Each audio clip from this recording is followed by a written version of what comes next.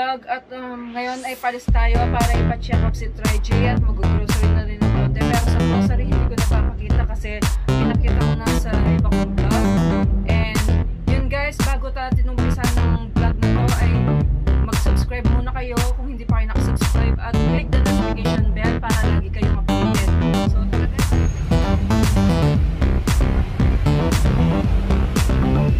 Ayan guys, nandito ako sa Shell Balibago.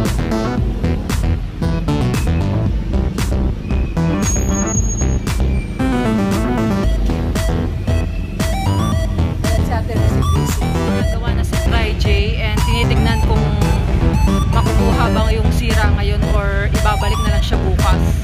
So yun lang guys, i-update ko kayo mamaya kung ano na nangyayari kay Try J. Papa-alignment si Try J and wheel balancing para magpantay yung takbo niya. Kuya! Ayan guys, so yan, tinatanggal yung gulong kasi ipagpapalit. Nilipat si Try J kasi papa-alignment. Hello ka kuya!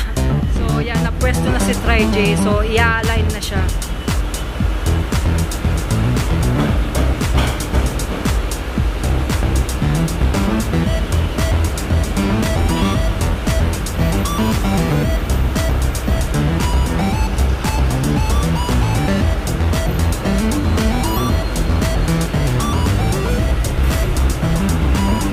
Ayan si kuya, oh, siyang nag-aasikaso kay Try J.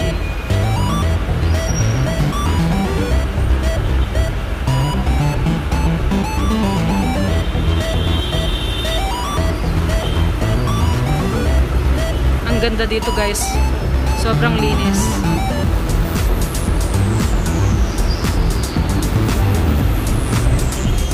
Na tayo ng malakas na ulan and si Try J di pa tapos kasi yung alignment is matagal. So ayan guys, walang choice, mag-stay dito. Tapos na si Try J and ang ganda ng takbo niya ngayon, kaya smooth na yung takbo niya and yun nga guys, dito na makita na umalis tayo doon and nandito na tayo sa grocery store para mamili. So bababa na ako guys, so mamaya na. Maramihan yung binili ngayon kasi para matagal ang stock to. So yan guys, gusto ko lang pakita sa inyo. Guys, nandito na tayo sa bahay and ayun yung mga pinamili. Ayan guys.